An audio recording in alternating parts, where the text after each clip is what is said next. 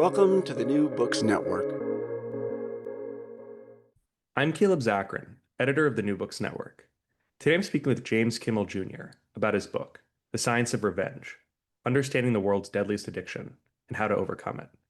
James is an assistant clinical professor in psychiatry at the Yale School of Medicine, a lawyer, and the founder and co-director of the Yale Collaborative for Motive Control Studies. The Science of Revenge explores how we're beginning to understand the seductive appeal of hurting others we feel wronged by, whether real or imagined. As James explains, it turns out that your brain on revenge looks like your brain on drugs. To take us behind the science of revenge, I'm thrilled to get the chance to speak with James. James, thanks for joining me today on the New Books Network. Caleb, thanks for having me. I'm really happy to be here. This is such a fun book to read. I know that the topic is in many ways quite dark, but you use revenge as this window into it. Almost feels like all of life. It's almost like this vehicle for exploring human nature, for exploring history, politics, business, everything really. And what I also really enjoy about it too is that there's this really fascinating personal element that you thread throughout the entire book, which I feel like really gives it a lot of impact. And I was wondering if you could just tell us a little about yourself, introduce yourself to listeners, and maybe just share a little bit about how you came to write this book. Yeah, sure. If we start with how I came to write this book, that goes back for me to my youth. So I'm in my early 60s now. So when I was a teen, I grew up on a farm in central Pennsylvania that my folks moved me to when I was pretty young, around age 12. And like descending there from a suburban house was entering into a wonderland kind of space, very, very cool place for a young boy to be. And one of the things I want to do, so I loved the farm experience, and I wanted to reach out to the people who lived around me, the other kids on their farms. My farm was a pretty small compared to theirs farm. We had a small herd of Black Angus cattle and some pigs and chickens. They were on big dairy farms with hundreds of head of cattle that their folks milked every day, and they had all the very cool best equipment, and we had some old kind of stuff that didn't run most of the time. And my great grandfather and I took care of the farm. And we didn't make our living from the land, though. My dad was an insurance agent. My mom was a homemaker. So when I reached out to the kids to befriend them and kind of join their community and hang out with them, I was pretty soundly rejected at every turn I took. No matter what I did, they just didn't really want to welcome me into their lives. And I wasn't going to be deterred, so I kept trying. And the harder I tried, the more the shunning converted itself into bullying.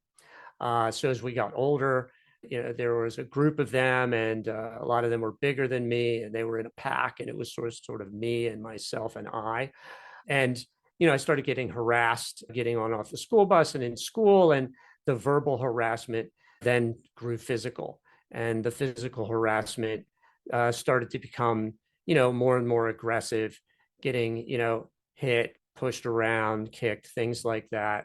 Not serious physical violence, but enough that it made life miserable for me.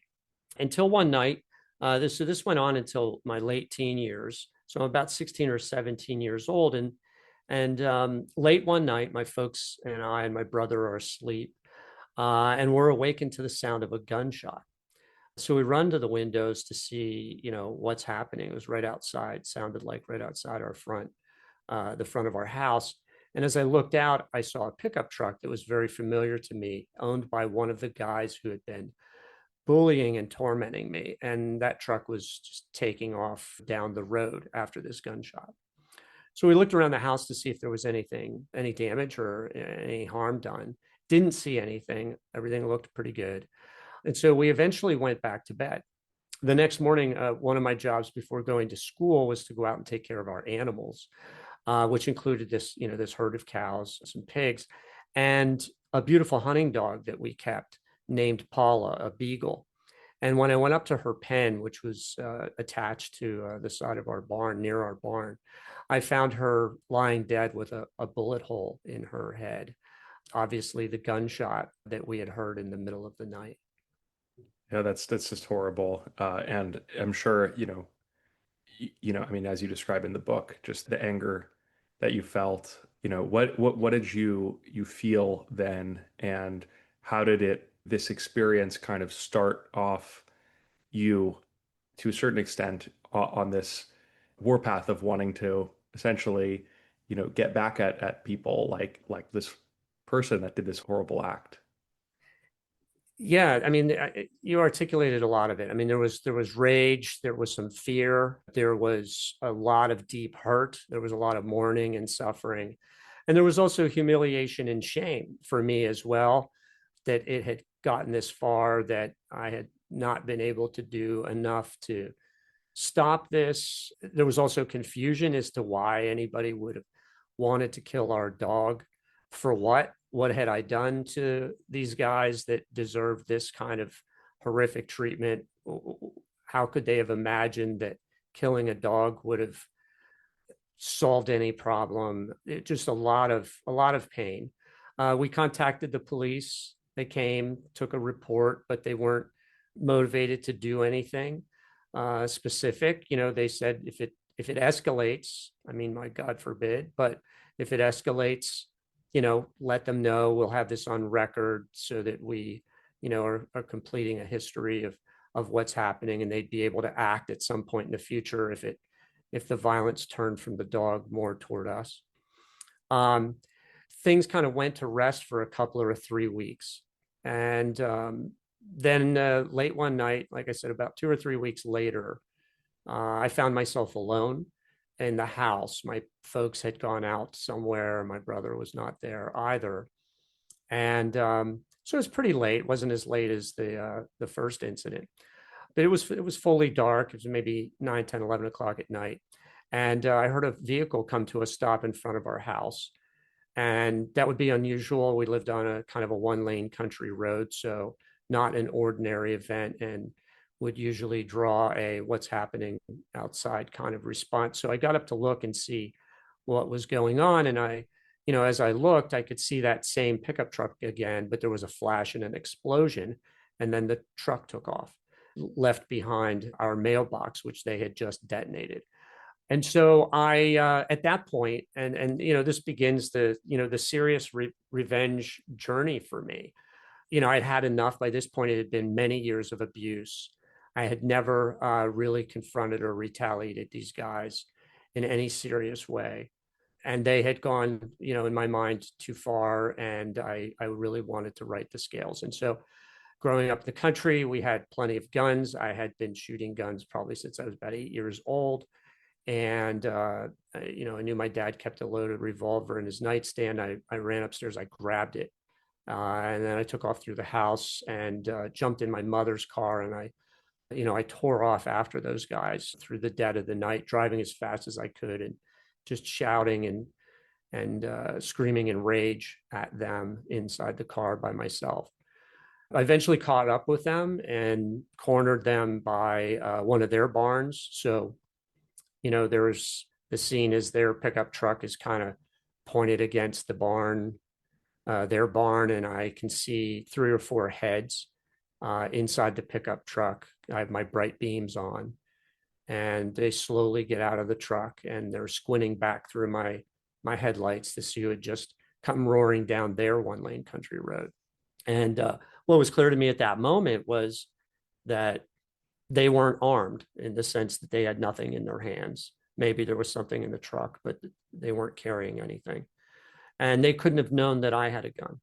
And so I felt like, I had the complete element of surprise there, and a good opportunity to, get the revenge that I wanted. And so I opened the door and I grabbed the gun, and, I put my leg through the door opening and started to get out.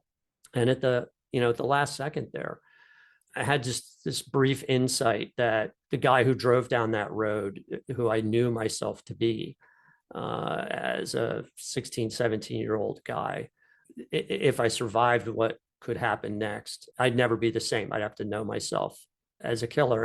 And I knew that is not a designation that was acceptable to me. And it was not a life experience that I ever wanted. I did not feel like I invited this situation into my life. And I didn't I just had this enough of this kind of identity shift or future identity shift. It was enough to cause me to stop and pull my leg back in the car, and I put the gun back down, and it was just clear to me. I was like, no, I'm not going any further. This is enough. And I backed down the driveway and drove home.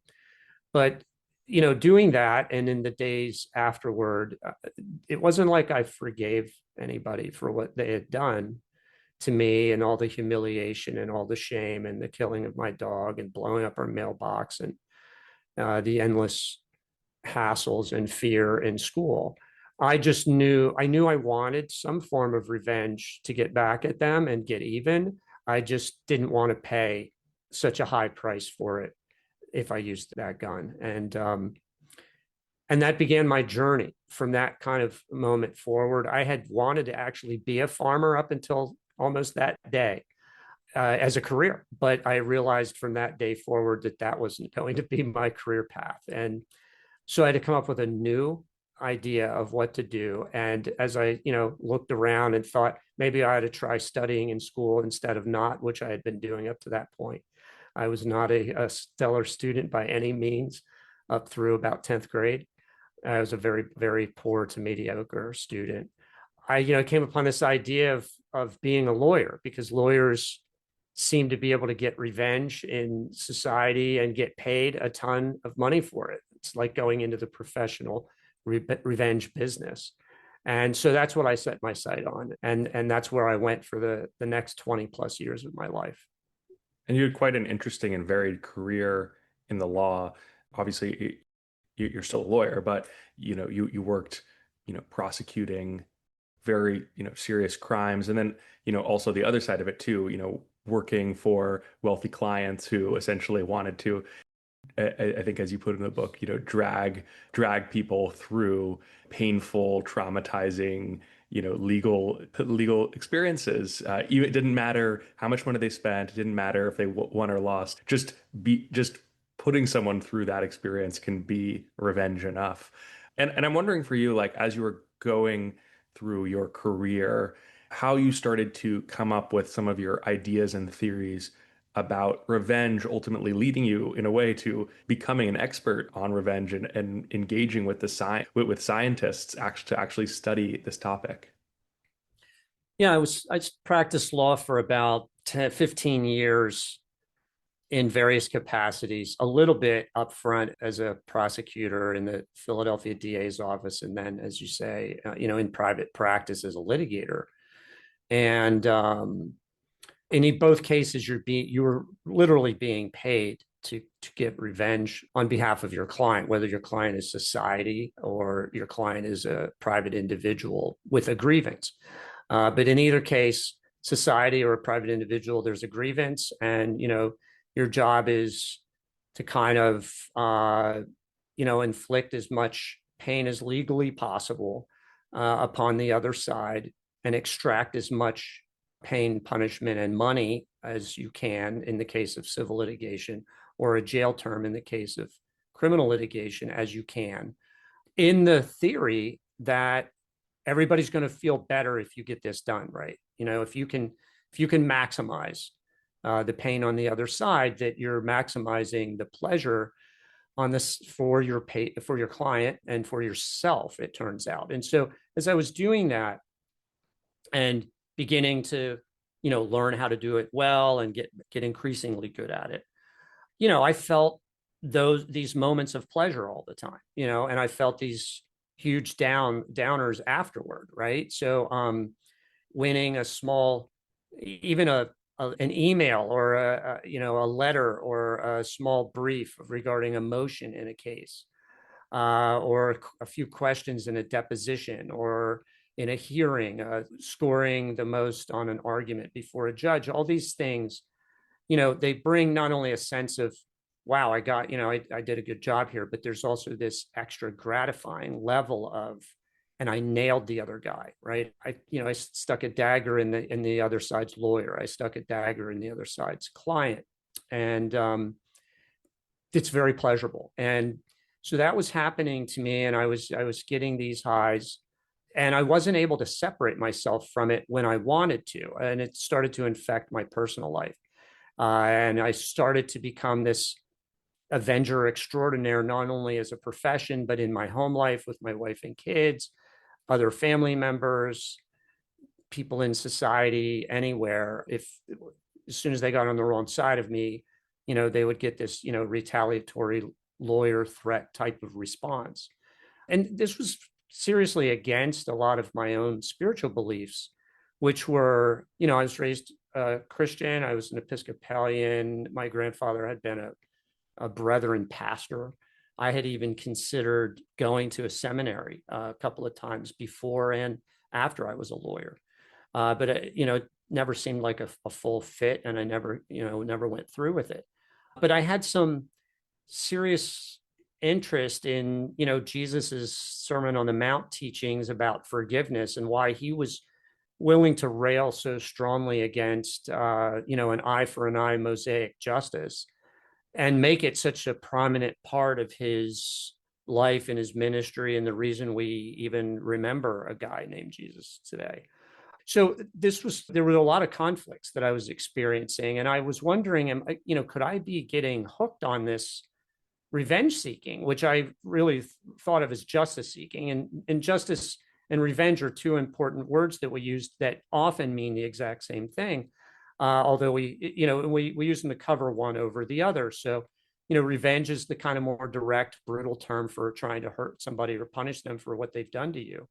And justice we use because it's a lighter, more politically correct term that also happens to have the exact opposite meaning, which is fairness and equity and love and social justice. We're able to trick ourselves by calling it justice into doing the most horrific acts that humanity's ever done, always by saying, just getting justice here, man. It's all fine. It must be good because it's justice, right? That's kind of the process. And so, I wondered, can you be addicted to justice seeking in the form of revenge? Can you be a revenge addict? And it eventually led me to a point of despair. I cut down my legal practice from full-time to part-time, big firms to small firms. I couldn't get away from it, in part because of the money and in part because how good it made me feel. And eventually, I got to a true point where I had to quit kind of cold turkey for a little while. And I really began to take this seriously, trying to answer this question. And it started as a spiritual question for me. And my first book was called Suing for Peace. And it's a spiritual journey, trying to figure out what the world's religions really say about seeking justice in the form of revenge versus forgiving. And it turns out, unfortunately, that the world's religions will support just about anything you want. So if you want to get revenge, there's eye for an eye. In the greatest spiritual texts, and if you want to forgive, there's also turn the other cheek, and the teachings of the Buddha and in Hinduism, and also in there's aspects of Judaism and even Muslim or Islam that have forgiveness teachings, but they also have revenge teachings. So no good answer there, unfortunately. And it was at that point that I thought I'd really had to get serious about this and take a scientific approach to trying to understand what's happening inside our brains when we want revenge. It was just a true enigma. And about this time, 2005, right as I was finishing my first book, there was the first brain imaging study that came out that showed when study participants in fMRI brain scans are given a grievance, just even a hypothetical grievance, which is to say a feeling of being victimized, betrayed, mistreated, treated unjustly, the kind of standard things that we all experience every day.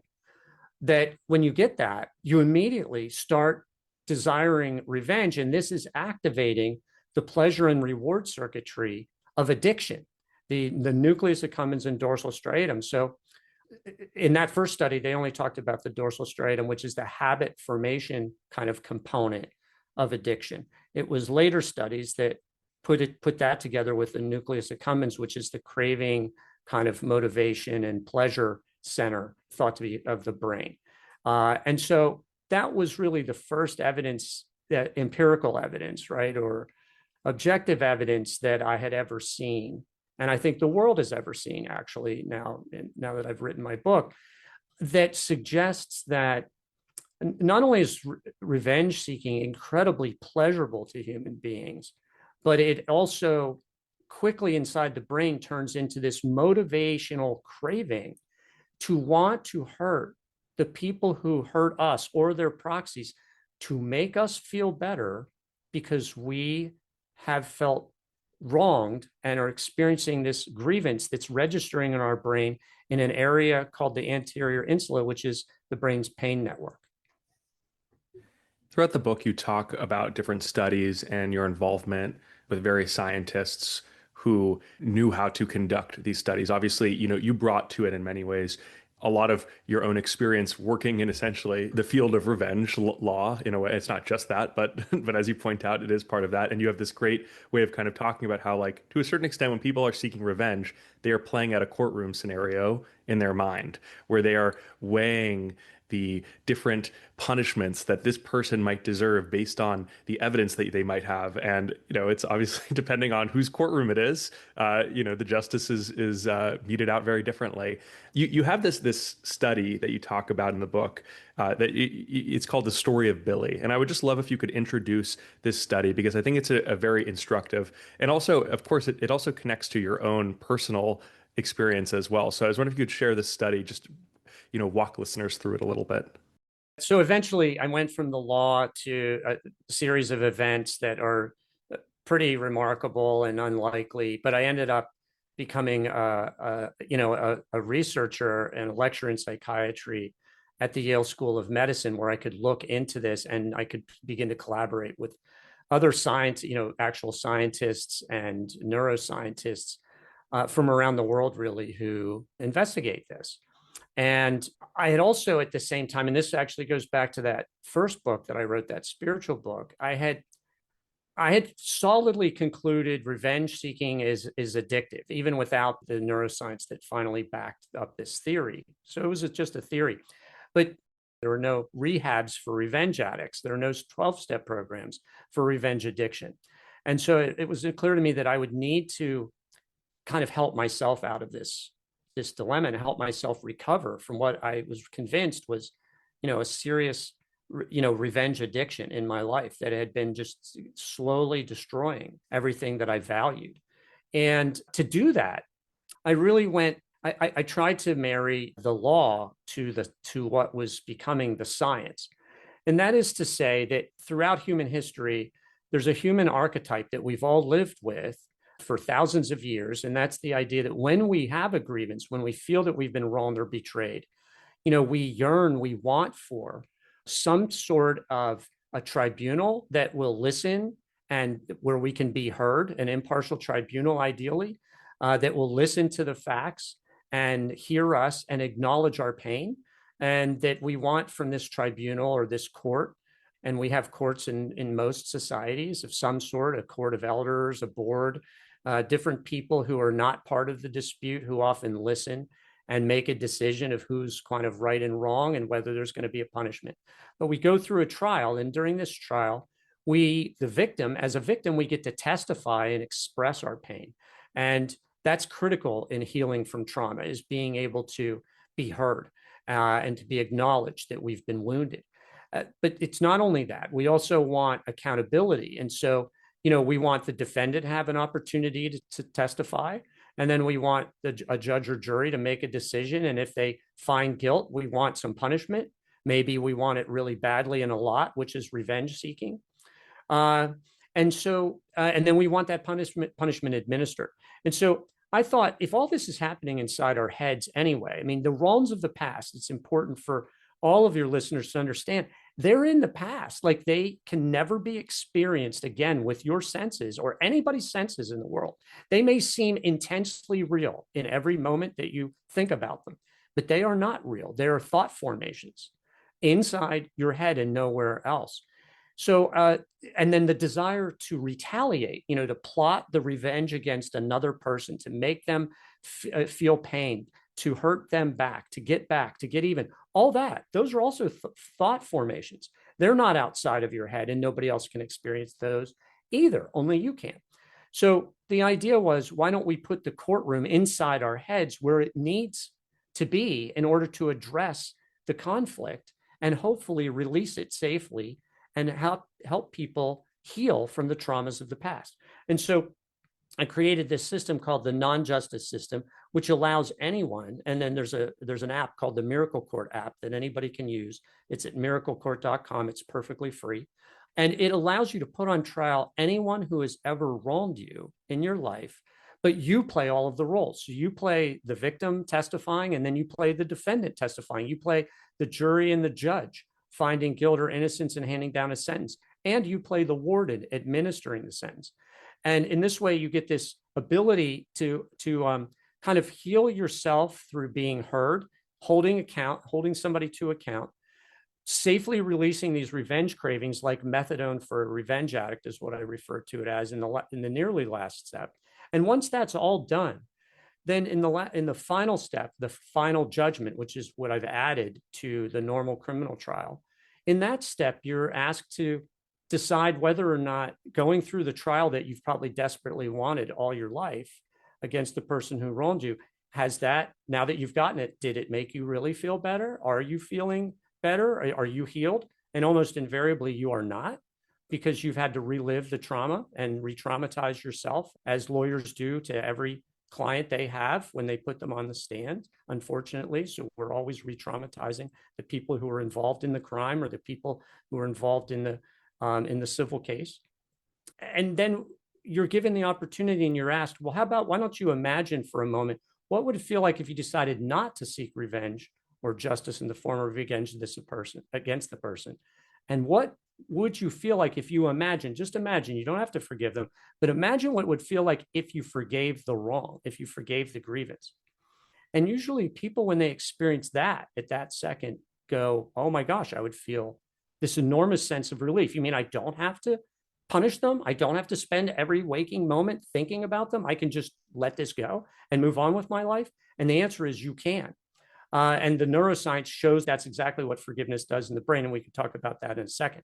But getting back to your question, and I'm sorry that took a little, but I wanted to set up the trial first to explain the study. So we eventually at Yale, we decided to do a study to see whether this really works, my non-justice system approach, using this trial inside the mind, this courtroom of the mind.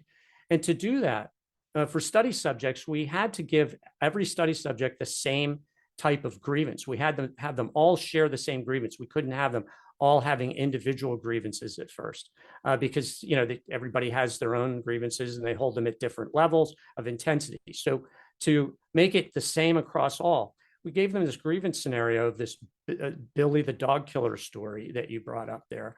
And that's a story in which we read to the study participants, imagine that you have a dog. Imagine that you asked a neighbor to take care of the dog because you were called out of town on an emergency. And you get back, the dog's no longer there. And you ask your neighbor, what happened to the dog? And the neighbor, your neighbor, his name's Billy in the story. Billy says, he ran away. I'm sorry, I've been looking around for him. I can't, but I'll continue to help you search for him. So you continue searching for another couple of weeks, can't find him, and eventually give up. And then you find out from a friend of Billy's that what happened was that Billy took your dog, and Billy was involved in a dog fighting enterprise. And he used your dog as a bait dog and let this dog, massive killer dog, kill your dog in order to train it to be a great dog fighter, and lied about it. So Billy lied about it. He betrayed you. He killed your pet. And this became the stimulating grievance upon which we could allow then our study participants to put Billy the dog killer on trial in the non-justice system and go through the steps of being the victim, the defendant, judge, jury, warden, and then eventually judge of their own lives, asked to decide whether they wish to set themselves free.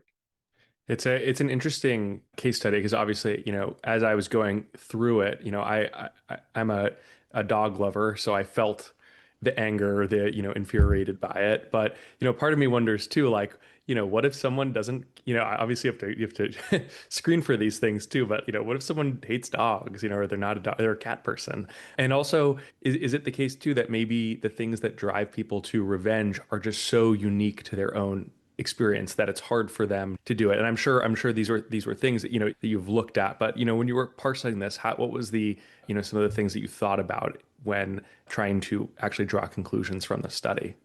So the way that we managed, that's a good question, by the way, Caleb. And the way that we managed that is that we measured study participants' revenge desires at four different points. So we measured coming into the study when it was fairly low. And then we measured again after they had read to them the Billy story. And we saw across all participants, or almost all of them, I'm not sure if there was any that this didn't happen, soaring revenge desires. So we knew that the Billy story was provoking intense revenge desires in essentially every case. Then for the participants that went forward, we with the non-justice system trial, we measured then again at the end of the trial to see if the trial reduced their revenge desires. And the measure we use also measures benevolence. And we found that in almost all cases, at the end of the trial, these participants who had, just raging revenge desires right after reading the Billy story, were now expressing substantially reduced revenge desires after putting Billy on trial. And so that was the way that we kind of managed, for at least tried to gain some assurance that the story of Billy was provoking them adequately in order to test whether the intervention, the non-justice system, was in fact working. And so that's how we did that. Now, subsequent research by other researchers at other universities, like Lauren Toussaint at Luther College, are going into using individuals' actual grievance experiences in their own lives and testing those against the non-justice system courtroom of the mind. And that's showing the same types of results so far in our preliminary analysis. We haven't submitted a paper for peer review yet because the study's not done. But so far, the preliminary results show same effectiveness as the Billy story did. Yeah, that's really interesting. And I'm sure also for the people that are participating in these studies, there are different degrees of revenge addiction. I think, as you state in the book, something like 20% of people might have some form of revenge addiction, but the actual number of people that are then going to act on this in a really serious way is a very small portion of people. And then in the book, you go through, mass killers and some of the, most deadly people seeking revenge, Hitler, Stalin, Mao. And I mean, it is quite remarkable as you go through some of the worst people in history that they were principally motivated by revenge. They had some sort of grievance. They felt wronged in some way and they wanted to get back at, either a scapegoat group or people that they felt like weren't, we're trying to stop their pursuit of power, their rise to power. So, how do you take some of this learning and then apply it to mass killers or to people that were, are serious revenge addicts? So the critical insight, or one of the critical insights from all this research is, or I would say implications of all of this brain science research and other behavior. It's not just the neuroscience. The neuroscience is a piece of evidence, but it's not the conclusive piece. It's all of the evidence in combination. There are the behavioral studies, and then throughout world history. And you're able to see with people like Hitler, Stalin, and Mao, as I do in the book. I unearthed as much evidence as I could possibly find of their early lives and lives before they became totalitarian mass killers, and then after. And you can see in all three examples of lives in which they themselves perceived themselves to be victims repeatedly, led pretty rough childhoods in which they were victimized. And that's one of the teachings here, is that, there's this familiar phrase, hurt people. Now there's evidence that that's really true.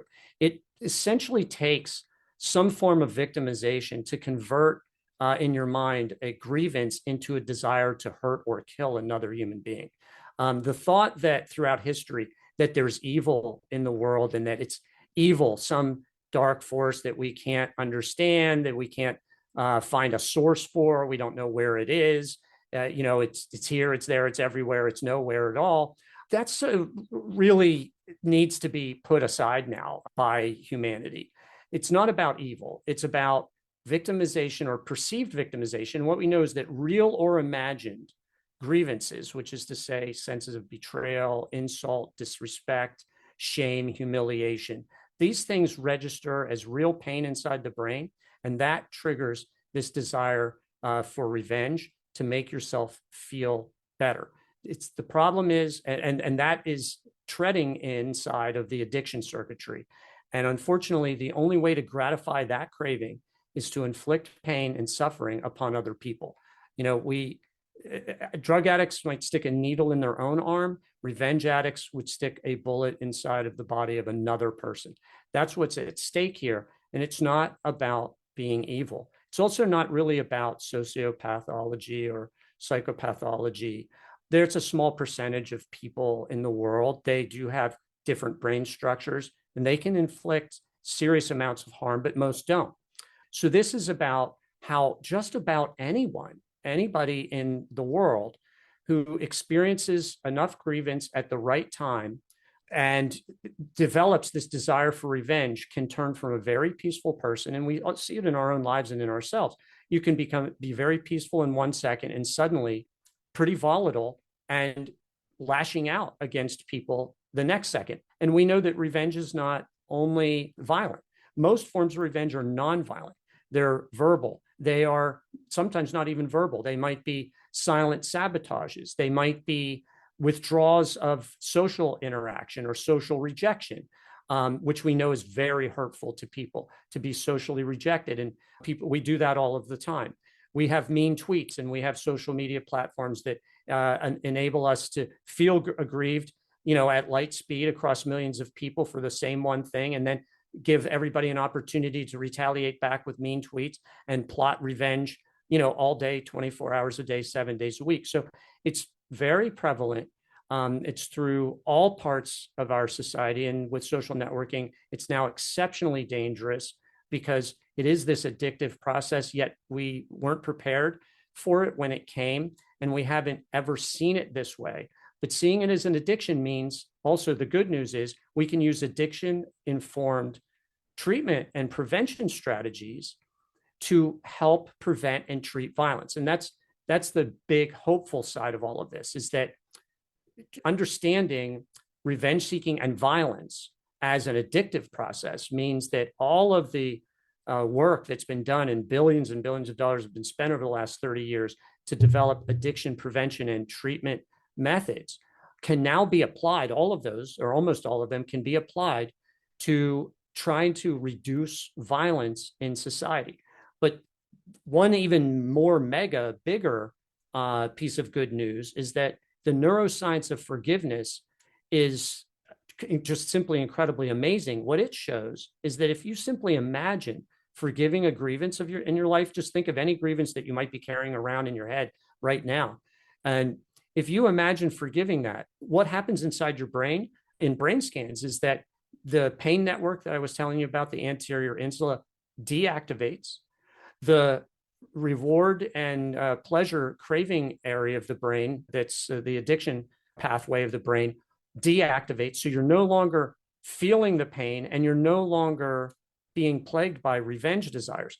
And then the last thing it does is it activates or reactivates your prefrontal cortex. That's your decision-making and cost-benefit area of your brain. The part of my brain that fortunately activated at the last second with the farm guys that night and caused me to get back in the car and not go through with what the other part of my brain might have wanted me to do.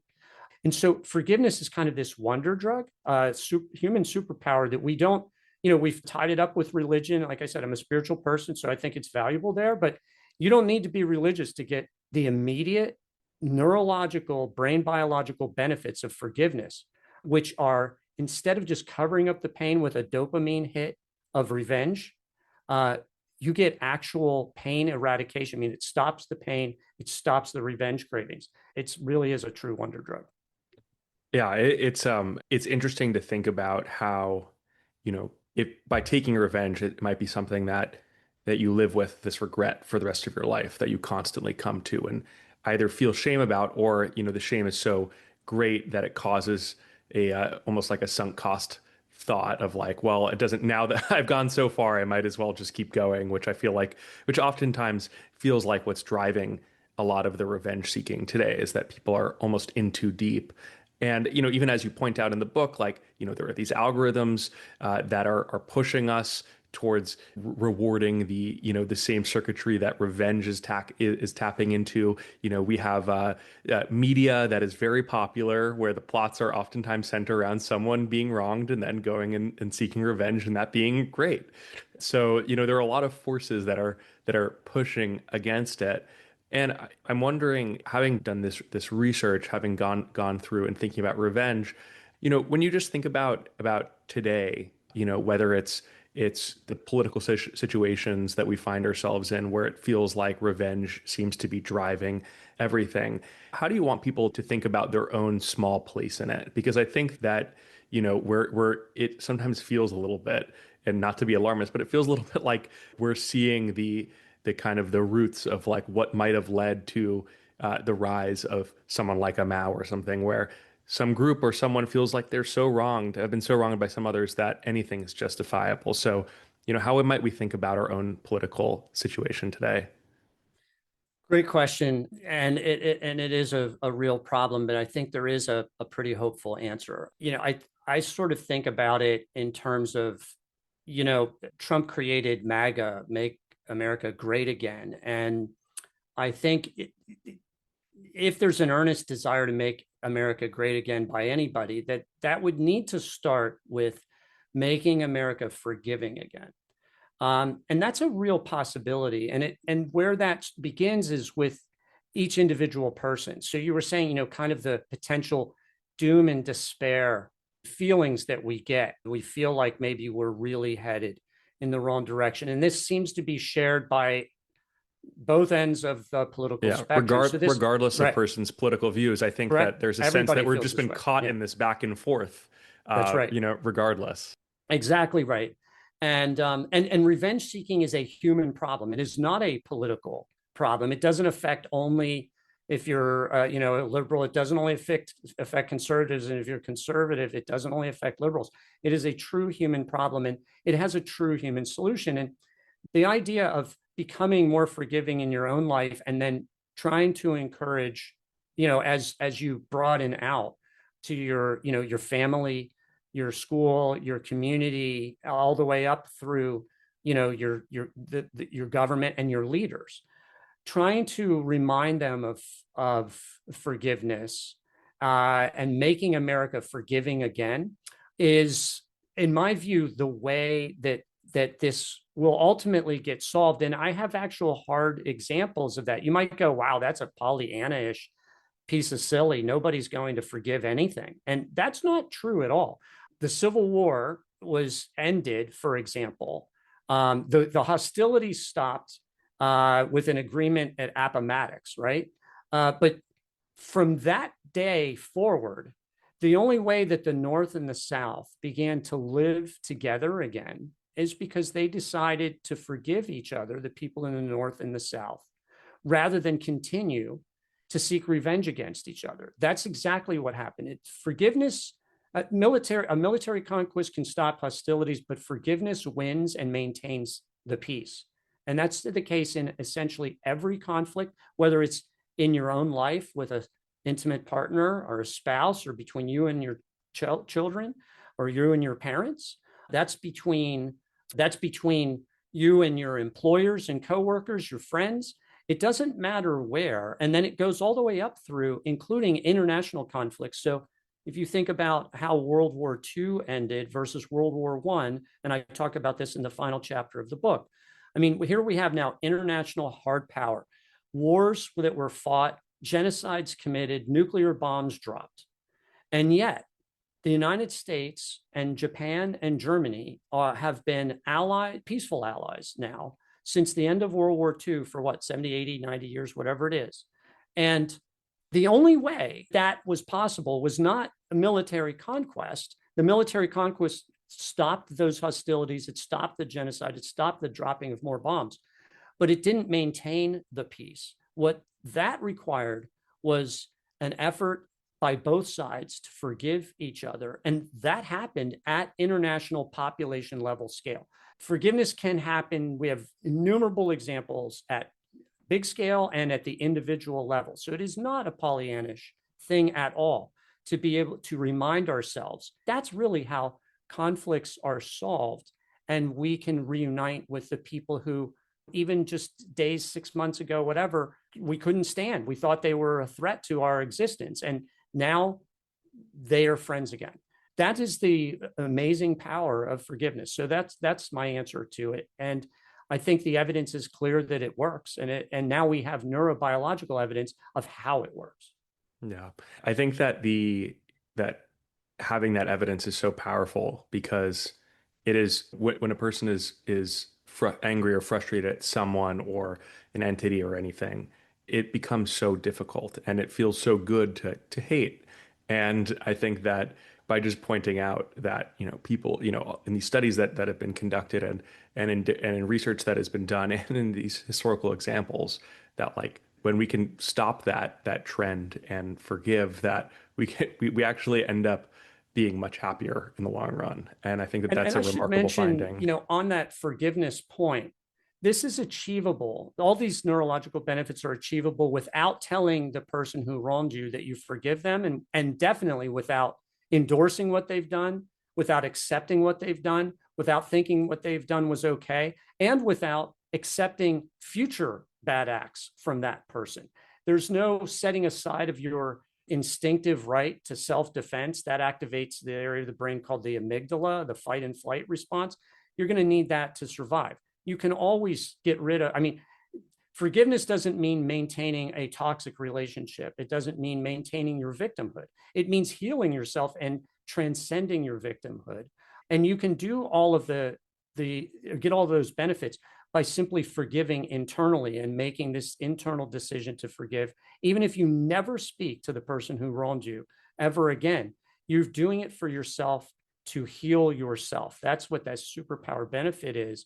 And it doesn't come at any cost. The only thing you give up is, this brief dopamine fueled high of hurting the person who wronged you. And that's a temporary high that's going to last minutes to an hour or so, and usually come with huge negative consequences that can destroy your life and other people's lives. So you're only getting positive benefits from forgiveness, and you're only giving up one negative by doing it. I think this book, there's so much that we really haven't had time to get into. Like you really do spend a lot of time going through different historical pieces of revenge and how it didn't work out, and has continued to, over time to not work out. And I think that hopefully, if we can study both the history and the science, then, we can collectively, as both individuals and as a collective, deal with this problem, which really, as you show, like it is the root of so much violence, of most violence. And if we can start to resolve it, then maybe we can really start to resolve a lot of the violence that we see today. So James, it was really just so wonderful to get the chance to speak with you about this book. I feel like you've really thrown your whole life into this research in a way that is really quite remarkable. So thank you for being a guest on the New Books Network. It was great to speak with you. Thank you, Caleb.